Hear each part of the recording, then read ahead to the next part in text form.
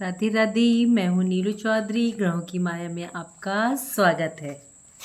चलिए, आज का जो कार्यक्रम है, वीडियो, वह है मिथुन राशि वालों की। मिथुन राशि वाले जातकों के लिए बहुत ही महत्वपूर्ण होने जा रहा है, क्योंकि आप लोगों ने 30 अक्टूबर 2023 से ये महसूस किया होगा कि राहु देव ने जब मीन राशि में प्रवेश किया है, तब से लेकर अभी तक आप अपने कार्यों में, क्षेत्रों में जो आप एक्सपेक्टेशन उम्मीद रखते हैं, जो आप डिजर्व करते हैं, वह स्थितियां आपके हक में नहीं आ पा रही। व्यापार कर रहे हैं तो उसमें कोई ना कोई परेशानी देखने को मिल रही है। जॉब कर रहे हैं तो जॉब में प्रमोशन रुकी पड़ी है। बॉस, सीनियर आपको अप्रिशिएट करने की बजाय आपकी टांग खींच रहे हैं, लेग पुलिंग कर रहे हैं। जॉब में आपको एक डर सा, भय सा बना हुआ होगा कि जॉब में क्या कि पता नहीं मैं ये काम कर पाऊंगा, जो प्रोजेक्ट मिला है मैं वो कर पाऊंगा या नहीं कर पाऊंगा। राहु ने आपके मन में डर सा बैठा रखा, और राहु का काम ही ये है डर को बैठाने का। जॉब से तो निकाल नहीं दिया जाएगा, नौकरी छूट गई तो कहीं मिलेगी या नहीं मिलेगी। तो 30 अक्टूबर के बाद से, जब से राहु आपके कर्म भाव में आए हैं, वहीं दूसरी तरफ इनकी पंचम दृष्टि धन पर, जो फ्लो धन का आपका 30 अक्टूबर से पहले था, वो अब देखने को नहीं मिल रहा होगा। धन से संबंधित कार्य आपके रुके हुए हैं। कुटुंब परिवार से अनबन का होना, उनका सहयोग प्राप्त नहीं हो पा रहा।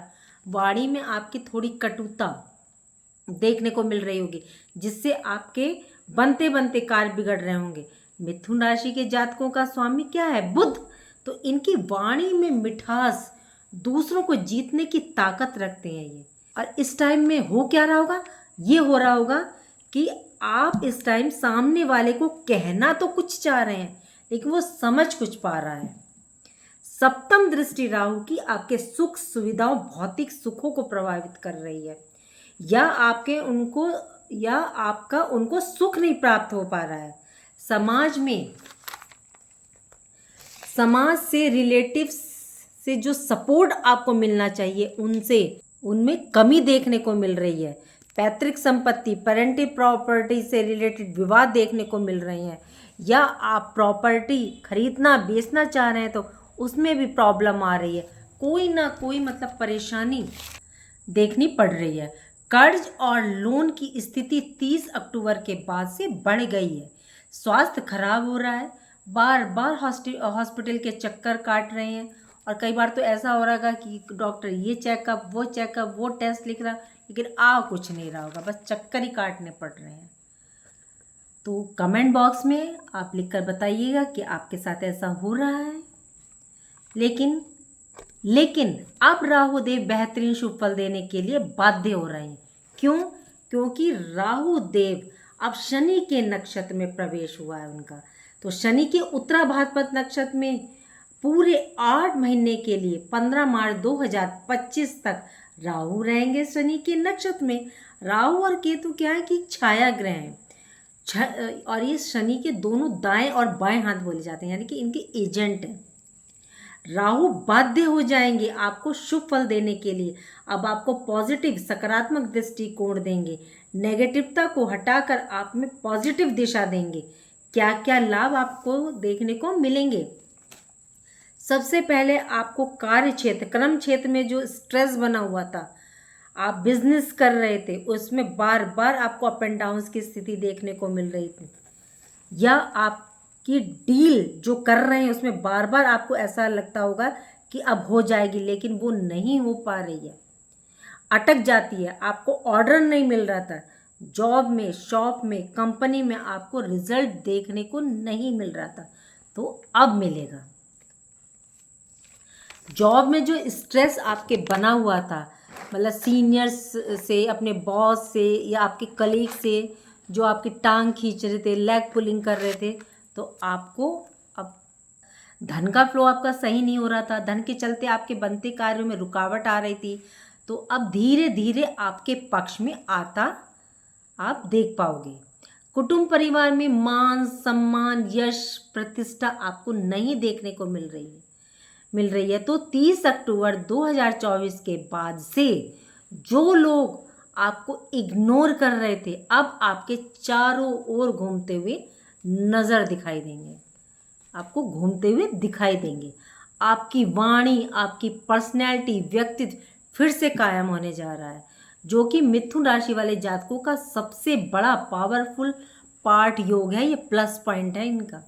प्रॉपर्टी रिलेटेड विवाद आपके खत्म होते देखेंगे। अब आप भूमि, भवन, वाहन, फ्लैट खरीदने या बेचने का योग बना रहे हैं या सोच रहे हैं, किसी कारणवश रुकावटें देखने को मिल रही थी, तो अब आपके पक्ष में, हक में आती दिखाई देंगी। माता का स्वास्थ्य सामान्य रहेगा।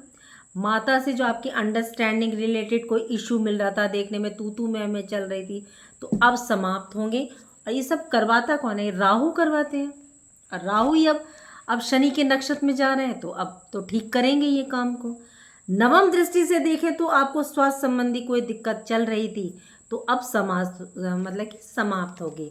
अब आपके ऊपर कोई लोन, कर्ज बना हुआ है और उस कारण आपके मन में थोड़ा तनाव बना हुआ है, तो आपको लग रहा है किसी कारण इससे मैं बाहर निकल जाऊं, रास्ता नहीं दिख रहा था, तो अब आप देखेंगे कि आने वाले इन 8 महीनों में आपके सामने एक क्लियर रास्ता आपको दिखाई देगा।